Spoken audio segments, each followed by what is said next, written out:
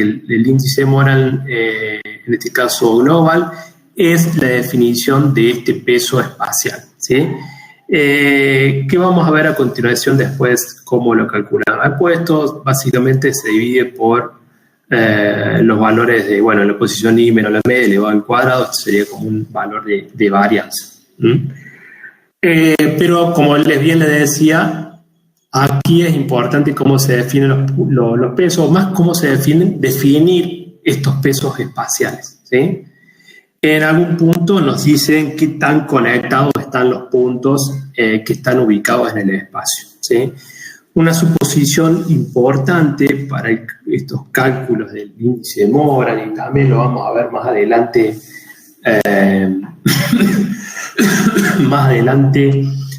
para los análisis posteriores, es que hay ciertas suposiciones referidas, por ejemplo, a que la media y la varianza son constantes a lo largo de todo el dominio sobre el cual estoy haciendo este estudio, ¿sí?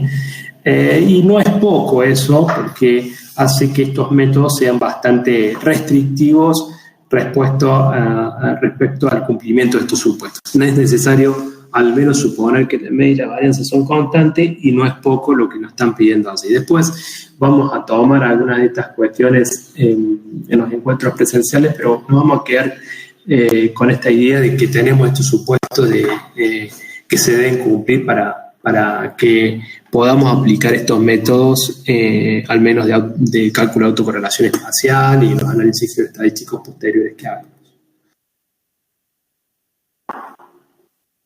Bueno, les decía, para poder calcular esos pesos espaciales, el W sub IJ, tengo que definir lo que se denomina una matriz de ponderación espacial o una red de vecindarios, en la cual básicamente digo o defino cuál es cada una de mis observaciones. Aquí tengo, fíjense que los puntos negros son las observaciones. Esto sería como un muestreo regular, ¿sí? En algunos puntos están más cercanos, en otros están un poco más alejados. Aquí están más cercanos los puntos que he muestreado. Pero fíjense que por lo menos en esta zona de acá es bastante regular el esquema de muestreo que he realizado. Yo tengo que definir de cada uno de los puntos cuáles son sus vecinos. Entonces, por ejemplo, en el punto 17, mi observación 17, tiene por vecino la observación 7, la observación 16, la observación 27 y la observación 18. ¿Sí? Esto es un típico ejemplo en el cual mis vecinos están definidos con un esquema que se llama de torre, ¿sí? Por ejemplo, vemos aquí que el puntito gris, sus vecinos son el que está arriba, abajo, a la izquierda y a la derecha. ¿Sí? Esto es un esquema en el cual uno define los vecinos de acuerdo a una configuración particular, y es útil cuando tengo estos muestreos o esquemas de muestreos regulares, ¿sí? Esto es el esquema de torre. Pero también podría definir que en realidad los vecinos son aquellos que están ubicados, digamos, en los extremos, en este caso en el extremo superior izquierdo, derecho, el inferior izquierdo y el inferior derecho. ¿Sí? Sería como un movimiento que hace el alfil, digamos, ¿sí? Cuando uno lo mira, lo piensa en términos de un tablero, movimiento de las piezas de un tablero de ajedrez. ¿Sí?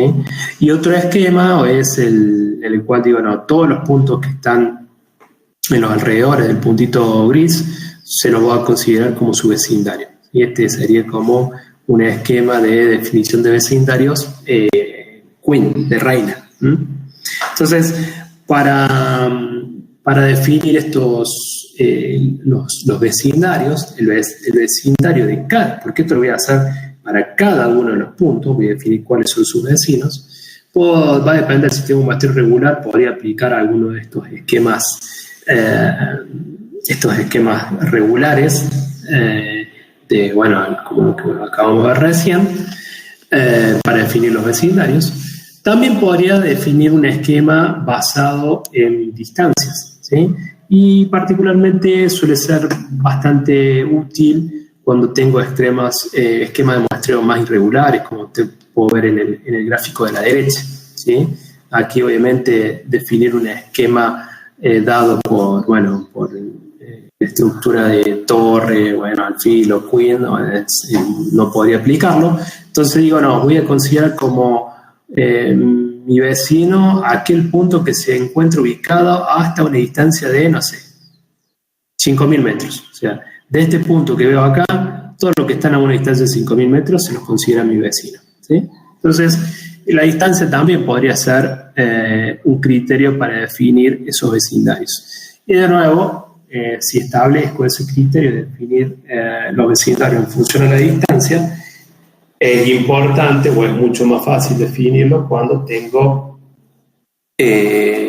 coordenadas planas en las cuales la distancia entre los puntos las puedo establecer en metros. De ahí que hago hincapié en que es importante el CT, un sistema de coordenadas de referencia para mis datos, y mucho más útil aún cuando ese sistema de coordenadas es un sistema de coordenadas planas. Bueno, entonces, viéndolo un poquito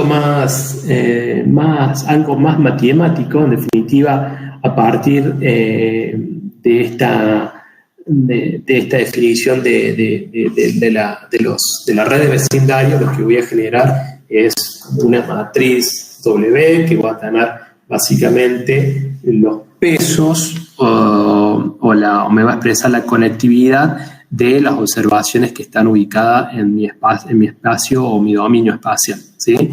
A veces es más fácil expresar o observar o pensar en esta matriz cuando definiéndolo con ceros y unos, ¿sí?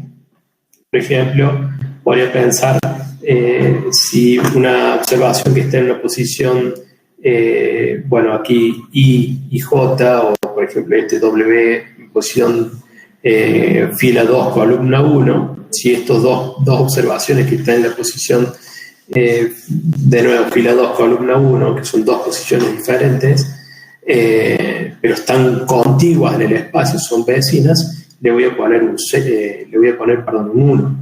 Y si no son vecinas, le voy a poner un 0. Entonces, uno podría armar esta matriz con ceros y unos, ¿sí? Entonces, lo que vamos a ver aquí, de nuevo lo mismo, simplemente que, después lo voy a mostrar con un ejemplo. Pensé que venía otra filmina, pero básicamente lo que vamos a poner va a ser una matriz que va a tener ceros y unos, y a veces esa matriz lo que suele hacerse es estandarizarla por filas, ¿sí? Que básicamente lo vamos a dividir por la suma de las filas. Eso después, cuando veamos el script, esos detalles también vamos a ver cómo se van generando, ¿sí? Y la suma de cada una de las filas tiene que ser obviamente 1. Bueno, voy a pasar esto y vamos a ver mejor aquí un ejemplito. Por ejemplo, acá tenemos observaciones, sabemos la A, la B, la C, la D y la E. Entonces vemos que A es vecino de B y A es vecino de D. Entonces, A es vecino de B. Fíjate que obviamente que vamos a tener una matriz que se va a repetir en la diagonal inferior y en la diagonal superior. O sea, tengo BAB o BA. Se repite el 1. Después A con C es 0. A con A lo vamos a tener aquí en este caso va a tener 0 porque es la vecindad de una observación consigo misma, ¿sí? Entonces en la diagonal vamos a tener todo 0. Después A con D, fíjense que son puntos vecinos, le vamos a poner un 1. Y A con E tiene un 0. ¿Sí? Y así vamos haciendo con cada una observación. De nuevo, B con A, B con D, B con E y B con C. De nuevo tenemos aquí todos 1, menos en la posición B con B, que es consigo misma, y así vamos poniendo unos en esta pequeña matriz. Para hacer la estandarización, básicamente dividimos cada una de las observaciones por el número de vecindades. Entonces, 1 dividido 2, 1 dividido 2, quedan 0,5. Acá tenemos 4, entonces acá tenemos un 1 dividido 4, 1 dividido 4, 1 dividido 4. Bueno, y aquí, así nos va a quedar definida esta matriz, que básicamente, como les mencionaba antes, va a ser el input para el cálculo del índice de autocorrelación espacial de Moran. Esto WIJ es lo de dónde lo vamos a sacar, de esa matriz que hemos configurado, construido a partir de la red de vecindarios que hemos definido previamente. ¿Sí? Y esta matriz de ponderación espacial es muy, muy útil, no solamente para, o sea, no útil, sino que es muy utilizada no solamente para el cálculo índice de autocorrelación espacial de Moran, sino también para diversos análisis estadísticos, como puede ser, que veamos después, los análisis de componentes principales, o inclusive también en el contexto de modelos de regresión espacial o modelos econométricos espaciales. Es muy común la incorporación de la información espacial en los análisis a partir de la ponderación, introduciendo esta matriz de ponderación espacial. O sea que esta idea de calcular estas matrices de ponderación espacial lo vamos a ver en otros análisis. En cuanto a los criterios de vecindad, bueno, un poco lo que hay.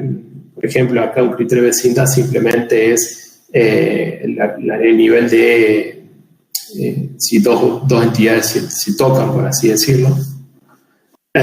O también podría ser en función a una distancia entre I y J, como habíamos dicho antes, ¿sí?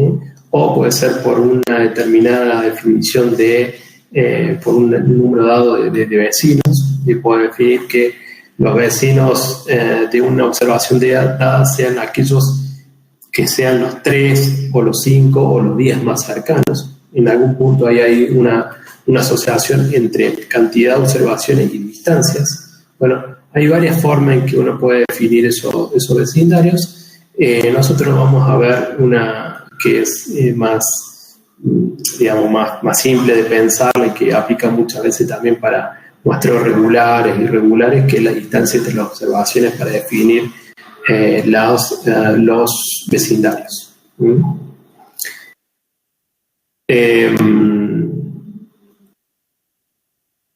Bueno, entonces, un poquito. Volviendo a lo que es el índice de autocorrelación espacial de Moran, lo que nos va a dar esto, como le dije inicialmente, en definitiva, el grado de autocorrelación espacial. Por ejemplo, si nos dice que la autocorrelación espacial es cercana a 1, diremos que la autocorrelación espacial es positiva y es alta, ¿sí? Mientras si la autocorrelación espacial es cercana a 0, diremos que no hay una estructura de autocorrelación espacial. Eso a priori sería una mala noticia si uno tuviese por objetivo hacer un mapeo de la variable que está estudiando, porque prácticamente no tendría sentido hacer un mapa de la variable que está estudiando. ¿Qué sería pensar en un mapa? A ver, déjame ver, cosita.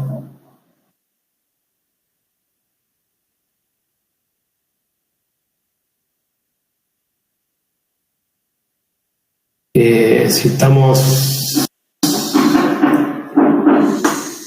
partimos nuestra muestra, esto es nuestras observaciones, que ya, este es otro ejemplo, son datos también de valores de la Tierra, pero de la ciudad de San Francisco. Si uno observa, a priori esta muestra presenta una estructura de correlación espacial como la que veíamos para los valores de la Tierra.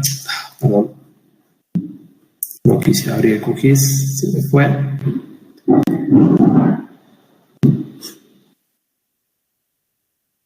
Presenta una estructura de autocorrelación espacial